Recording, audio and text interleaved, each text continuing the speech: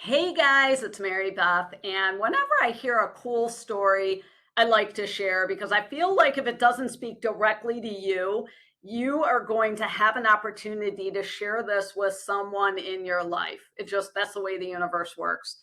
I'm currently taking part in this course. It's how to be an effective communicator. It's probably got a longer name, high level communicator, and it is written and delivered by the late great Larry King. And I'm laughing to myself because some of you are too young and you don't know who Larry King is. So go ask your parents. Anyway, so Larry King, right? At a young age, Larry sees a microphone. And when he sees this microphone, something goes off in his head, and he's like, that's what I want to do. I want to be in communications. So he ends up, and he's a younger kid. So once he gets to the point where, he's needing to get a job, he starts talking to people, as we all do. And he talks to someone that says the radio scene in Miami is very strong. So he decides Miami is where he needs to go. He happens to have an uncle down there. So away he goes to Miami, connects with a small radio station.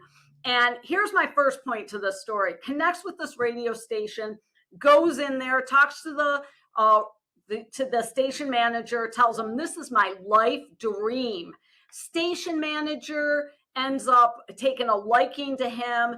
And he's like, I will sweep the floors. I will do whatever it takes. It doesn't matter. I just want to be in this environment.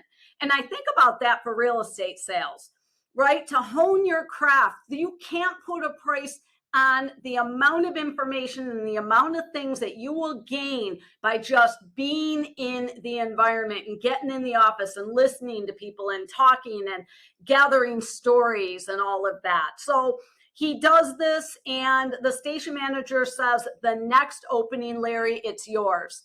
So the day happens. It's going to be his first day. Station manager comes in to talk to him. He's getting all ready. He's all prepared. This is his dream. And he says, what are you going to use for your name? And Larry's like, Larry Zeigert. And he's like, that is a terrible name. So Larry looks over, and there's a newspaper, and there's an advertisement on the back, and it's King Liquors. So he goes, how about Larry King? And the station manager is like, I love it.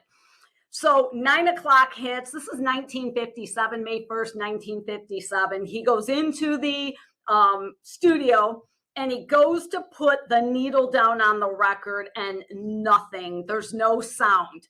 So he is freaking out.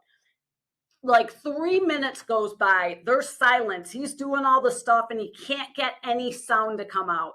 All of a sudden, that station manager comes busting in the studio, and he's like, Larry, God damn it. We are a communications company. Communicate. And he goes out the door, and Larry sits there for a second. He grabs the microphone. He turns the microphone up, and he's like, hello, this is Larry King. And that's the first time I've ever said that name because we just came up with it 5 minutes ago. This is my life's dream. I am very nervous. This is my first day. I'll do the best I can. And in that moment and in that communication, something profound happened that we can all relate to. Have you ever been in a situation that maybe somebody threw an objection at you or asked you a question you weren't sure of the answer? And what you need to do is you need to be authentic. You need to be real. You need to be honest. And when you behave that way, it pulls people into you. They're kind of rooting for you. They're like, oh my gosh, it's a kid's first day, right? People are going to grant you grace for the most part. There's always going to be an a-hole somewhere that won't, but who cares about them? But the bottom line is that he said that years later, somebody said, well, Larry, what if you were walking down the hall and like Tom Brokaw handed you a stack of papers and said, here, you're on in 5 minutes. He said, well, I would take those papers. I would get in front of the microphone. I'd say, hi, this is Larry King. A funny thing just happened about 5 minutes ago. I was walking down the hall and Tom Brokaw handed me the stack of papers. I've never anchored news before. I'm going to do the best I can. And I think that two things that I'm hoping are speaking to you. Number one, the one you don't know is that I'm wanting you to come to participate in our sales meeting tomorrow at 11 a.m. Our sales meeting are what they are because of you. This story that I'm sharing is a story that you can get by listening and being in our community and hearing what agents are doing to have success in this market and frankly, any market. We're going to celebrate our top performers. We're going to talk about being a great communicator and being honest and talking to more people. It's going to be high energy and we want you to be there. It's better when you're there. 11 a.m. tomorrow. See you then. Have a great evening.